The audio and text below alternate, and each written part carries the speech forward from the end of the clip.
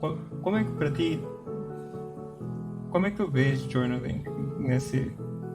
Por que que, por que que buscas integrar journaling de forma tão consistente na tua rotina?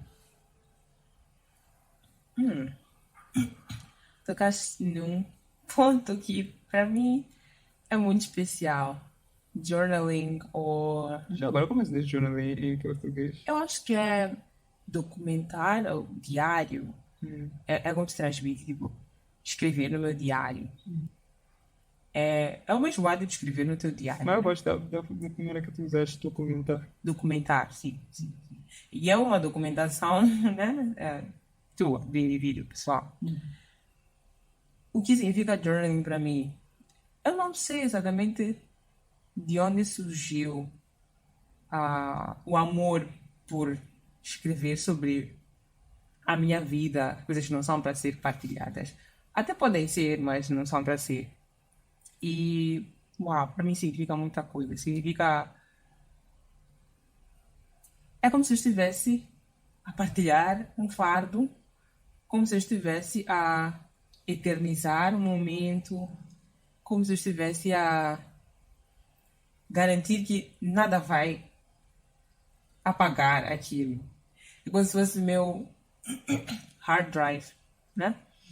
E, e me serve também, porque eu gosto de não só escrever, mas também de ler o que eu escrevo. Então, quando eu leio o que eu escrevo, me anima a olhar como eu era, de onde eu vim, por onde eu passei, coisas que aconteceram, coisas que eu já não me recordo, mas já aconteceram, estão lá. E eu rio porque eu vejo que a pessoa que escreveu todos esses diários é a mesma e dá para ver. Então, tem ali o meu caráter, tem ali o meu toque, mas ainda assim existe uma evolução que eu posso seguir. E agora, assim, sendo adulta, o journaling para mim agora serve mais de um propósito. Como se fosse alguém em quem eu desabafasse, alguém que me compreende, como se fosse um lugar que eu pudesse ser as diferentes pessoas que existem em mim.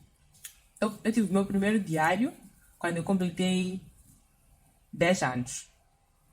A minha xará é que me ofereceu o meu primeiro diário. E desde então fui para muitos lugares, passei de vários sítios, deixei vários diários em alguns lugares, mas nunca parei de escrever. E para mim é chocante. Eu tenho os meus diários todos, desde que eu tenho 10 anos até hoje. Aqui em casa eu tenho todos eles. E, eu gosto de ler, eu gosto. Para mim é uma relíquia que eu quero guardar, é como se fosse herança da família. No meu diário, nos meus diários, é onde eu, eu me abro, né? Então, quando nós começamos a namorar, acho que a primeira coisa que eu disse é: tu tens que ler o meu diário, assim tu vais saber quem eu sou. E no meu diário, nem tudo é bonito, claro. Eu escrevo de forma consistente todos os dias, ou de 3 em 3 dias, ou dependendo de como vai a semana, mas eu escrevo de forma consistente. E tudo estava lá e eu te dei para ler porque eu sabia que era importante que tu me conhecesse. Eu sabia que era importante que tu soubesses que eu não sou só aquilo que tu vês, né? Tipo, tem muito mais que vai lá dentro que eu nunca serei capaz de falar, nunca serei capaz de mostrar. E eu não acho que isso seja uma fraqueza, uma falha na minha personalidade. É simplesmente ser humano. Isso está nos meus diários. Tipo, essas partes de mim, essas facetas de mim estão no meu diário. De opiniões, de coisas que eu não pude falar, que eu não pude dizer, estão no meu diário, né? E, eu... é uma coisa que eu gosto muito. Minha irmã uma vez encontrou um caderno dela, ela tinha um caderno assim grande, né? E ela encontrou aquilo, ela já não usava há bastante tempo. E era assim, depois dos meus primeiros, segundo, terceiro diários, já comecei a escrever aqueles cadernos volumosos, porque eu queria durar o ano todo com aquilo. E durava mais de um ano, de tão volumosos que eram. Então ela já não usava mais, eu comecei a escrever naquele diário, a escrever naquele diário. As páginas que estavam escritas assim, aleatoriamente, eu dobrava, eu agrafava. Então podia passar para a página do meu diário e ela encontrou aquilo e disse: basta encontrar uma folha em branco, já estás a escrever. E não é tipo, estou a escrever coisas rápidas, não, eu estou a escrever uma narrativa toda, estou a escrever como foi o meu dia. E para mim é uma forma de expressão. Eu sou... Antes talvez de comentar acerca dessa parte de journaling, algo que eu queria falar era sobre a habilidade de criar, que é literalmente o que criatividade é. A maior parte das pessoas tende a associar diretamente a habilidade artística, que tem a ver com belo, com, com criatividade. E esse é um conceito que é meio certo, não completamente certo, porque nós, seres humanos, temos essa habilidade de criar. Então, de forma geral, todo ser humano é criativo, né? Que temos sim essa capacidade de criar, porque Deus nos criou assim. Fomos feitos para ser, nesse sentido, iguais ao nosso Criador, né? Com a habilidade de criar algo, Ele cria do nada e nós criamos daquilo que Ele criou. Então, como uma extensão, forma de dar continuidade àquilo que Deus fez. Mas agora, voltando para a questão do journaling, um, algo que tu disseste que eu achei interessante foi a questão das personalidades, né? Ou das diferentes facetas que tu, de ti mesma, consegues expressar enquanto fazes no teu exercício da escrita. Um, os personagens que estão lá têm muito disso em relação a mim. Eu sei, e foi proposital que eu coloquei um, parte de mim em cada um deles, principalmente os que estão lá de forma recorrente. E, e eu fiz isso, talvez, um,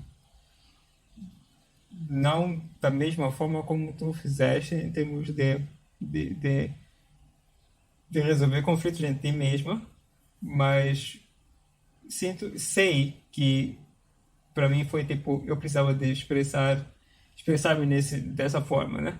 Precisava que não fosse só o Mena ou só o Dance, que são personagens que aparecem logo no primeiro capítulo, logo na primeira folha do livro. Não fossem só eles ah, a, a refletir Giotto, né? Queria que tanto que eu me sentiria meio limitado. Então, tinha mesmo de dividir-me nos personagens. Eu estava falando acerca do journaling porque ah, existem várias formas, né, de escrita. Falando de escrita especificamente, tem pessoas que trabalham com os artigos científicos, tem poesia, tem música, tem peças de teatro, tem ficção, não ficção, e tem journaling. E todas essas formas acabam sendo úteis para tanto para quem escreve como para quem lê, né? Ou para quem interage com aquilo que está lá escrito. Escrita no geral acaba tendo esse poder de entreter, de educar, de ser didático. Eu estava a falar com o Laércio, que é um amigo meu e mentor também. Estava a falar acerca da necessidade de escrever para organizar as tuas ideias, para que tu não percas foco, porque tu pode ser uma ideia hoje, mas se tu não escreves a ideia, por mais que tu aches que estás na mesma ideia, daqui a 2, 3 meses a ideia já transformou-se várias vezes na tua cabeça, porque tu tens sempre informação a entrar. Então é importante manter a consistência das tuas ideias escrevendo-as, né? E quando ele falou isso, eu pensei, por exemplo, na Bíblia, se Deus não tivesse permitido que existisse um livro onde nós podemos ter referência de quem ele é, quanta dúvida nós teríamos em relação a Deus. Eu vejo que escrita responde muito bem a isso, né? ah, a manter, a criar realidades e a mantê-las de forma consistente. Percebes? Tipo, tu escreves no teu journal e eu posso, daqui, daqui a 50 anos, mostrar aos nossos netos. E os nossos netos te conhecem Nilza de 50 anos atrás. Quando fala-se de, de escrita, eu percebo que é mais complexo do que simplesmente juntar palavras, né? Um, é, é quase que divino. O que acontece com o fato de eu pensar, falo de eu, outras pessoas podem sentir também representadas no meu eu, mas falo de mim agora. O que acontece de eu pensar que escrever, por exemplo, um livro é algo que está fora do meu alcance.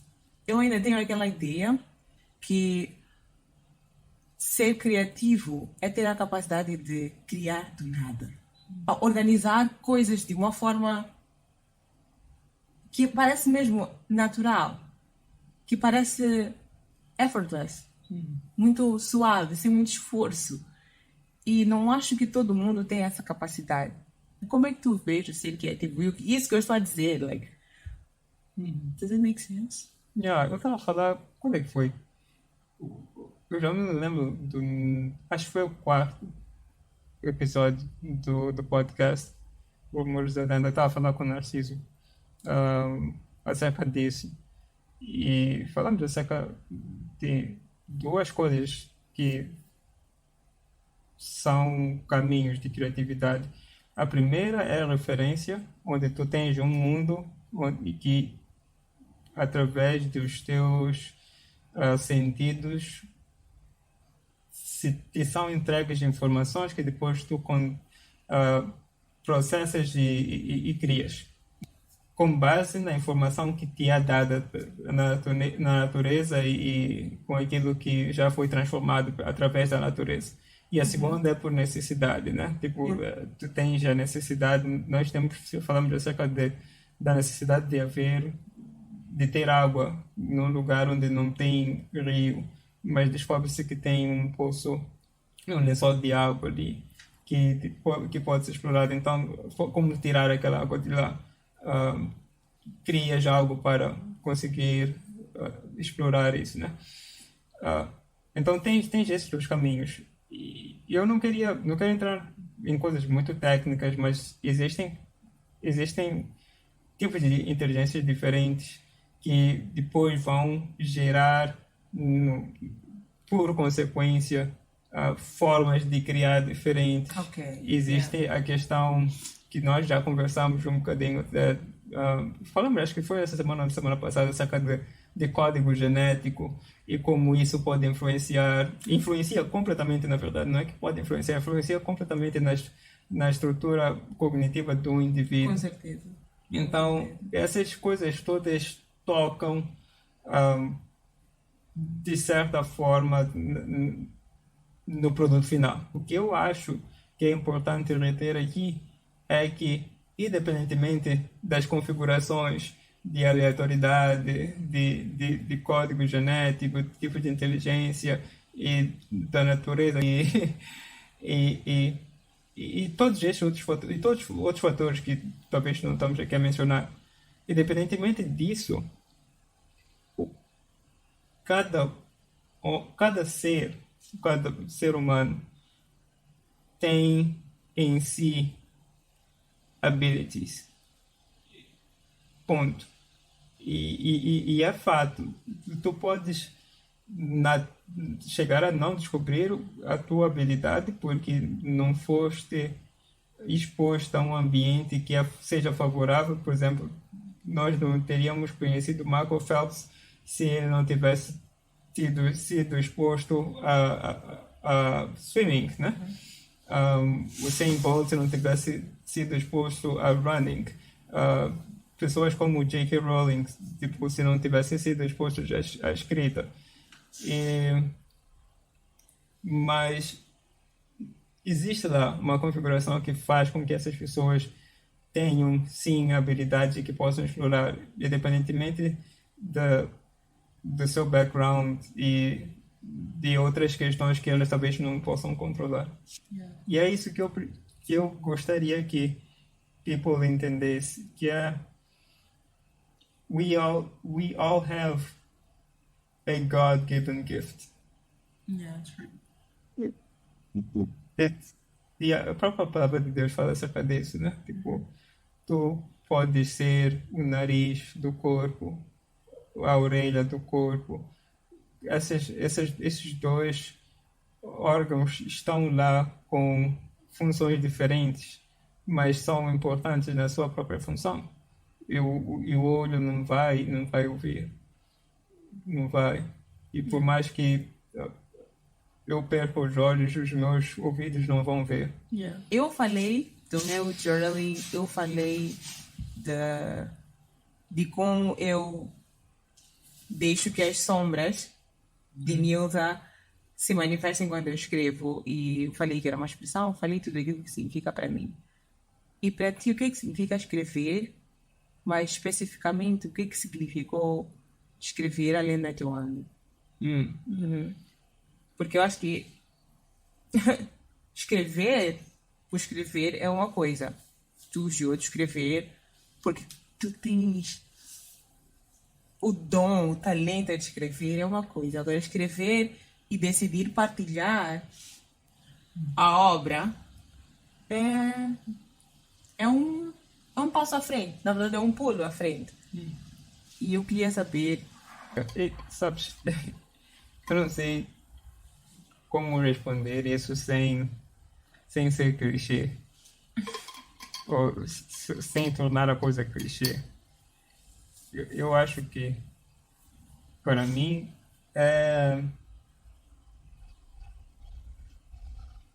Eu lembro de uma conversa que eu tive com meu pai e que eu acho que mudou a forma como eu olho para arte em geral, não só escrita.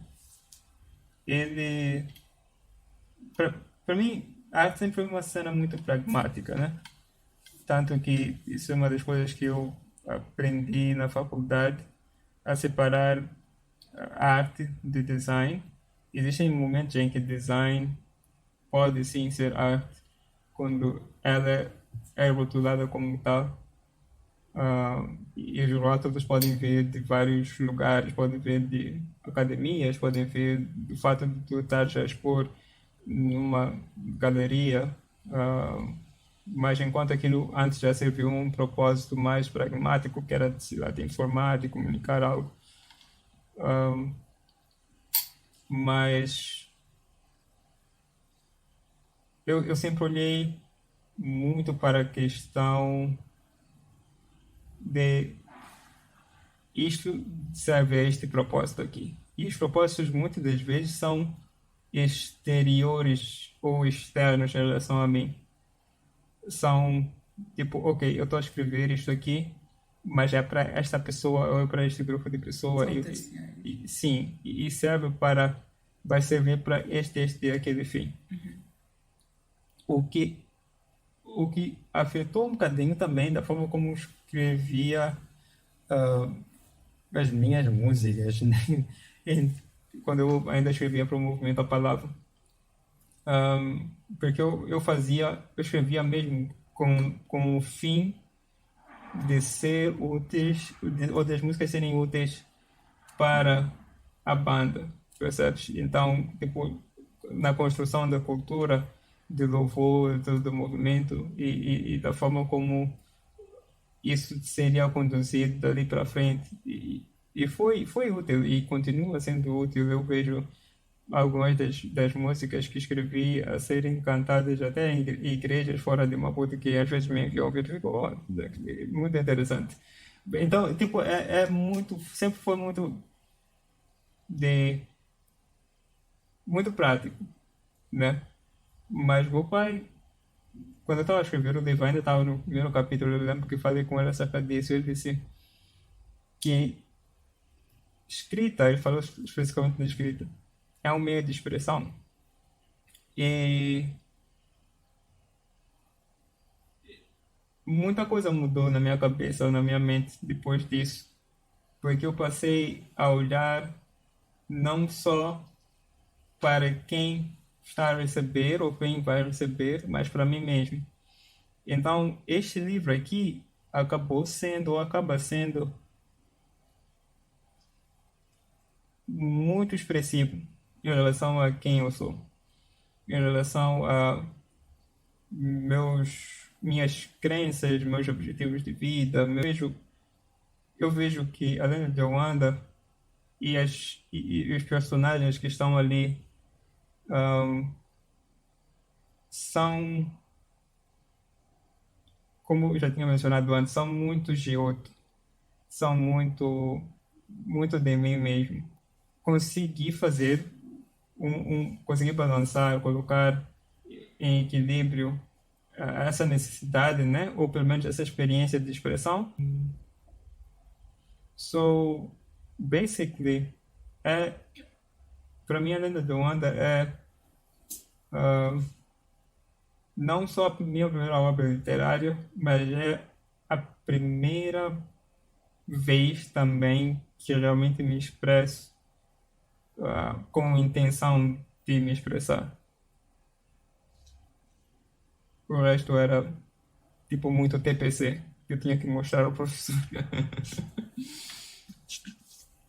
Não sei, eu me lembro do livro que escreveste. Era completo e estava viralizado, mas depois perdeu-se. Qual? Preacher. Preacher, yeah, yeah. Preacher eu escrevi no início da minha conversão mesmo. Na verdade, eu já tinha cento e tal personagens na altura, e depois eu converti todos eles. Era 147. 147 pessoas. Yeah, converti todos eles. Que sonho, né? Yeah. Então, hoje, dia 18 de junho de 2023, o livro está disponível ao público. Como é que nós podemos fazer para aderir? Um, Eu quero partilhar o PDF com todo mundo. Aí eu sabia que teria uma Catarina que ia pegar o livro e partilhar com o pessoal. É Eu assim, partilho com as amigas. E eu sou aquela que, quando tem conhecimento bom, eu gosto de espalhar. O pessoal diz que beleza é relativo e uma coisa pode ser bonita para ti, não ser bonita para outra pessoa. Mas para mim, conhecimento, uau, conhecimento é. Então, eu estou à espera de partilhar coisas boas. Eu gosto quando se partilham coisas boas. Eu acho que vale muito a pena. Mas sim, um PDF para as minhas amigas. cuidado para as tuas amigas. O máximo que tu podes fazer é enviar o link do site da Lenda do Wanda para que elas possam aderir comprando o livro. E é impossível tê-lo de outra forma. É? Pelo menos é impossível. Pelo menos em termos digitais é impossível ter de outra forma. O que nós Mas também ela tivemos, já trabalha, então.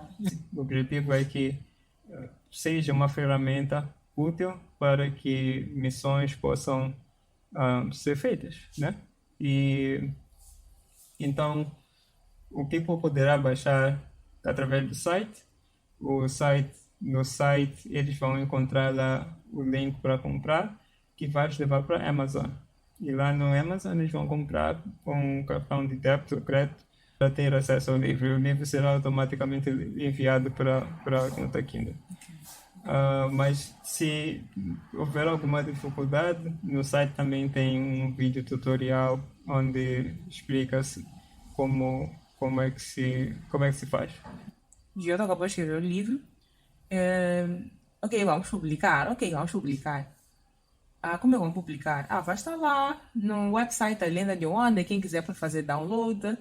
E Pode comprar. quem quiser pode comprar e fazer o download em PDF. Sim, era isso. A estratégia era essa. Mas eu depois perguntei, e depois que a pessoa faz download, como é que o livro fica protegido da partilha?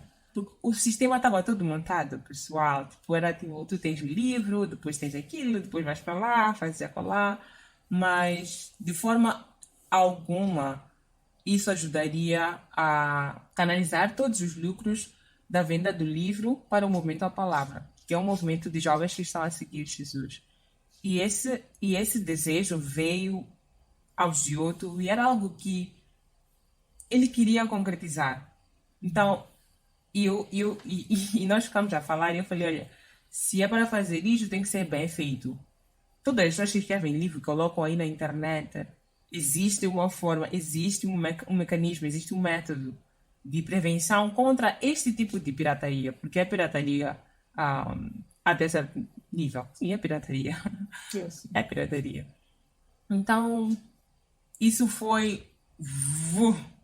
Tivemos que voltar, descer as tantas escadas que já tínhamos subido para revisitar as opções que nós temos de proteger o livro contra a pirataria, contra a partilha via PDF, por aí vai. E também poder capitalizar em todas as leituras do livro. Porque de outra forma íamos capitalizar em uma, mas o livro ia viralizar em 100. Ou ia girar em 100 pessoas, mas apenas uma que comprou. E isso não é o que nós queríamos. E eu espero muito, muito mesmo que as pessoas aderiram ao Kindle. É algo muito bom, muito prazeroso. Não só para comprar o livro da lenda, mas também para começar a explorar como uma opção de leitura mesmo.